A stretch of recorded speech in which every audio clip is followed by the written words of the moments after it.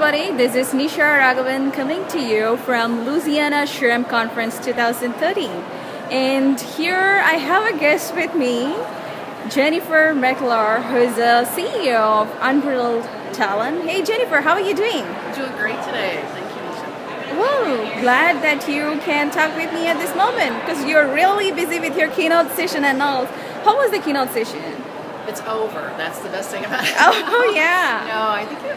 No, I think it went well. It was the first time I'd done this particular session, and so I was really excited to try to get in there and get people to think a little bit differently about how HR might play out in the future. Wow, that's pretty interesting because the future of HR is always a pretty discussion topic. Yeah. Can you talk a little bit about the future of HR? What should HR should focus on? What are you seeing as a missing aspect that you currently see at HR professionals? Sure. I think, obviously business is changing and HR is changing, so a lot will happen in the future, but right now I think to prepare for that, we can focus on what we talked about today at least was 4 things.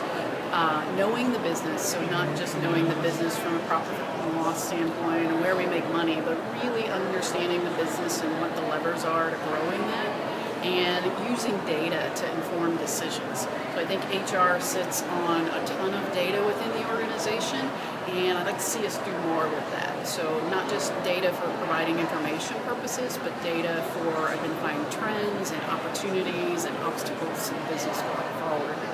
The second thing we talked about was being strategic thinkers. So I'm I bristle a little bit when people call themselves strategic HR people, because I think we really need to look at ourselves as business people who work in HR that are thinking about the business and how we can approach that strategically. So I like to position it more as strategic thinkers who are business leaders working in HR.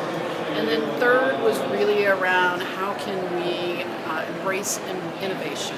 We're not change managers.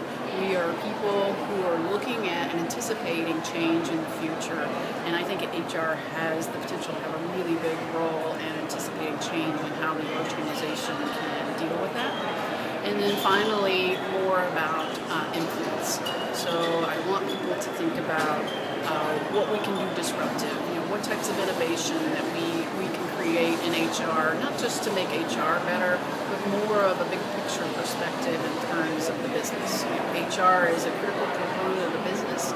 My take is that we are the heart of the competitive advantage for business, and that's because we have an outsized influence on people resources, which are obviously the most valuable resources in a business. That's really interesting. So now we have data, we have business, that strategic aspect, and at the same time innovation as well. So on a day-to-day aspect, HR get actually busy with their day-to-day job rather than strategic HR aspects. So what are your advice to young HR professionals to really focus on their strategical aspects, that business aspects, and all, to not let them soaked up with their day-to-day routine aspects? Sure. A couple of things. I think, the day-to-day HR stuff, the trains still have to run on time. We have to make sure that people get paid. We have to have competitive benefits. We have to make sure we're in compliance. It's not to minimize that by saying, the future is strategic thinking, etc. But we do have to think about the fact that some of the day-to-day stuff either already is or can be outsourced. Or we have people who are specialists who prefer to really focus in that area, and they're good at it, and that's what they enjoy doing.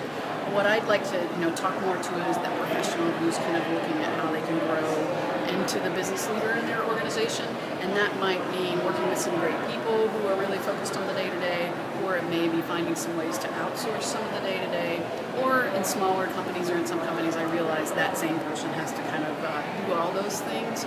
So it's just more about finding more time though. How can you make sure that your whole work experience at your company and your professional life in HR is not just managing that day-to-day. We all need to be thinking about growth and growth and change requires doing some things differently. So we need to, as HR professionals, challenge ourselves to just not accept that, I'm HR is an administrative process, and I'm really tied to that. That's really important. Figure out how you can do that. Well, thanks, Jennifer. Well, Where can people connect to you, come and find you? What are your travel plans for this year? Sure. People can find me at unbridledtalent.com or on Twitter at Jennifer McClure, and of course Facebook and some other places on the web. But if you start with those, you should be able to find me. I'm actually speaking at several conferences this year. I'm headed to Phoenix tomorrow to speak at a corporate event, and then Friday of this week we'll be hosting the Social and Recruiting Summit in Washington, D.C. for Recruit Trends. And speaking at SHRM Talent Management upcoming, I'll be doing 2 sessions at National SHRM and a lot of things in between and thereafter. So just love talking about HR, love talking to people in talent acquisition and recruiting, and moving the profession forward. Well, thanks, Jennifer. Thank you for spending this valuable time with us, and your insights are awesome. Sure. Thank you for inviting me. Appreciate it. Thank you.